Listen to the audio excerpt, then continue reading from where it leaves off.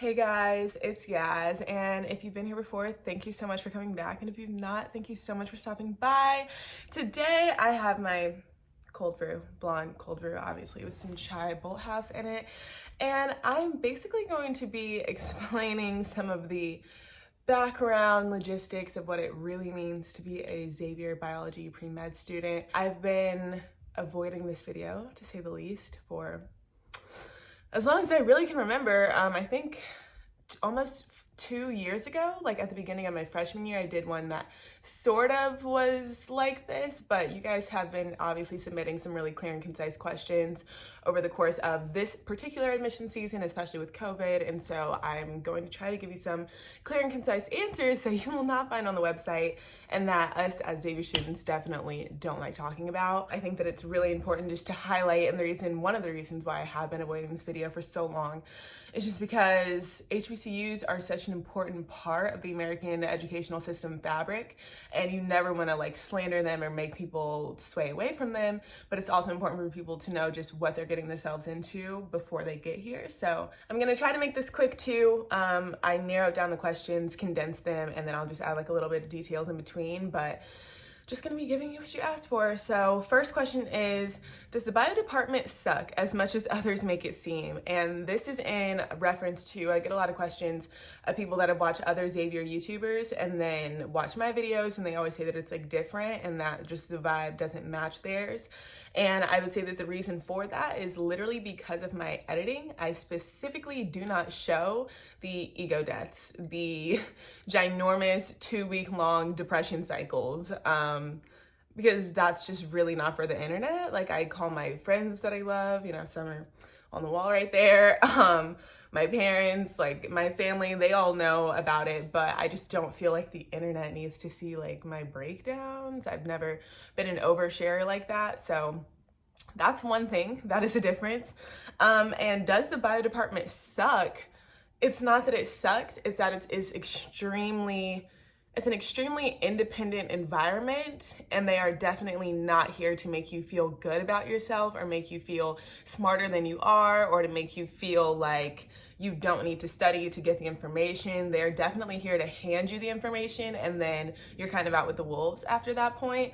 So I would say that the reason why Xavier has such a high ranking as far as like pre-medicine and everything like that is definitely because the ones that make it through have been through hell and back, like multiple times, at least twice a semester. So I just don't think that it's meant to make you feel good about yourself. At least from what I've learned, it's a very sink or swim sort of situation. The support systems, of course, are there, but even those, you have to go pretty far out of your way to find them and to just make yourself comfortable academically, but then also socially is like a whole nother layer. Like, there's a lot of things that corroborate into what makes a positive academic experience, and biology in particular is one thing that just takes time, memorization, effort that a lot of people don't like giving, and that is where the sink or swim mentality of Xavier comes from. So does it suck? No.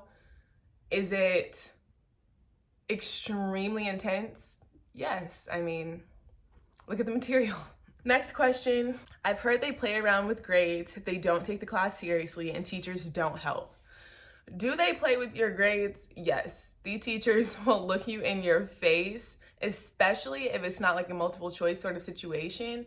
They are known in every department. I mean, especially like when you take like organic chemistry, biochem, those teachers will mark off. It feels like in the moment just to be petty. Yes, it makes you a stronger person academically and a stronger person overall and a more clear and concise and just, I mean, it makes you a better person academically. But in the moment, yes, it does feel like they're playing with your grades, especially when you are going so hard in the studying department as a whole, like just through all of your classes, when you're studying that hard and then you oftentimes still don't get the grades that you want. Yes, it does feel like they're playing with your grades. But in the grand scheme of it, I mean, do I think they're doing it to be petty? No, I just think that they are not gonna let you half do it. I think they're not gonna accept bare minimum, or you don't get A's for effort either here. So that's just one thing to get really used to very quickly. Do they take the classes seriously? Absolutely, quite obviously. Like, look at the track record. And do the teachers help? Yes. If you go out of your way to find them, if you go out of your way to find them, if you like are just honest with them about your situation and what it is and it is not working for you, they will definitely help you make up a study plan. And if they don't work, there's also SIs for almost every class. There's resource centers for every single department. So it's very doable, but it is, once again, a very individualistic environment. How are the apartments near campus? So obviously, we have on-campus housing, which is one thing, but then they do have, it's New Orleans, it's a metropolitan city, so they have a bunch of different apartments, like even within a 10-minute radius, there's a bunch to choose from, even depending on like your socioeconomic status. I feel like everyone does have a pretty good opportunity of living off campus. And Xavier, if you guys don't know, through COVID, is housing people at hotels in downtown New Orleans, as well as UNO's campus, which is University of New Orleans campus, which is about 20 minutes away. So I live, and this is also why I haven't done a house tour too, because I live by myself. And so I don't want to I'll probably do it when I'm about to move out or something, but my apartment near campus is great. It's also not similar though to a lot of the ones that I would say, once again, within a 10-minute radius, because you really don't want to live more than 10 minutes, I would assume. But there is a lot to choose from. I've been in a couple of them. I like them all. I feel like they're all fairly doable for student housing. And yeah, I think that you should just look within a 10-minute radius of campus is what I would tell you about that. How is virtual learning? Let me tell you something about virtual learning.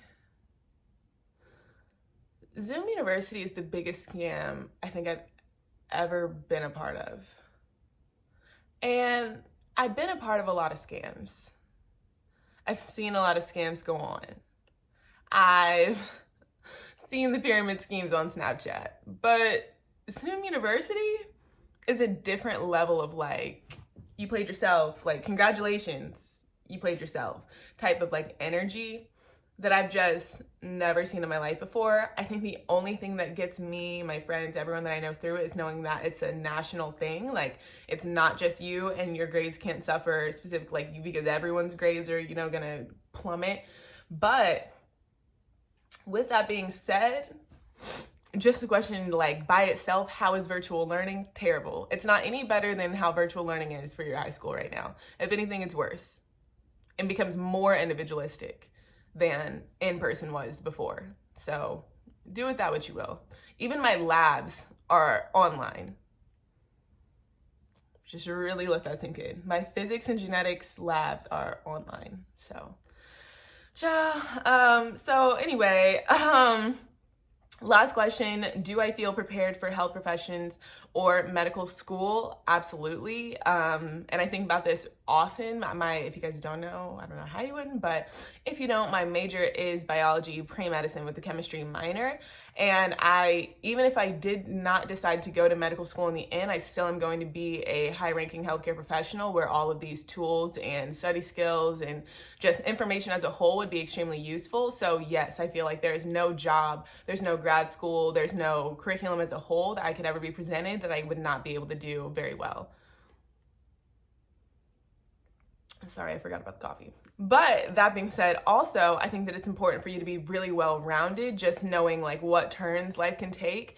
I definitely do not regret my major or anything like that, but I wish that I would have taken some more business or econ or accounting classes or just things like that, because now I run a business. I'm CEO of a business randomly that I never saw coming. So it's you really can never prepare too much, but yeah, I just really encourage you guys to just be really well-rounded from as early as you can. And I think that'll make the experience after college as a whole a lot more smooth.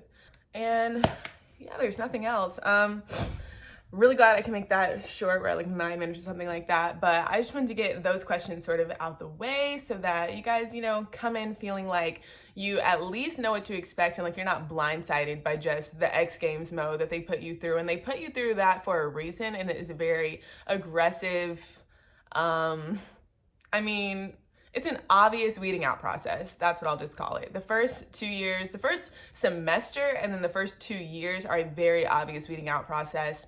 And now as a junior, I do feel everyone that I see on a day-to-day basis, everyone in my class is gonna pretty much have a similar job that I have as far as a high-ranking healthcare professional in general, just across the board. So obviously the networking potential is wonderful, but also just knowing that you're in a community that is competitive, but also it's competitive internally, but then it's also competitive with the rest of the nation is very comforting. And I think that at a lot of HBCUs, you might have to sacrifice that. So that's one thing I really value about my HBCU. But aside from that, I guess if you guys have any more questions, I definitely recommend commenting on my social media and not my YouTube, because I honestly don't really check it that often. But thank you guys so much for just submitting all of those. And I know that I really like condensed them down, but I feel like I went into detail about the other ones that I missed. So if I didn't, just contact me again, no problem. And I'll be seeing you guys soon. Adios.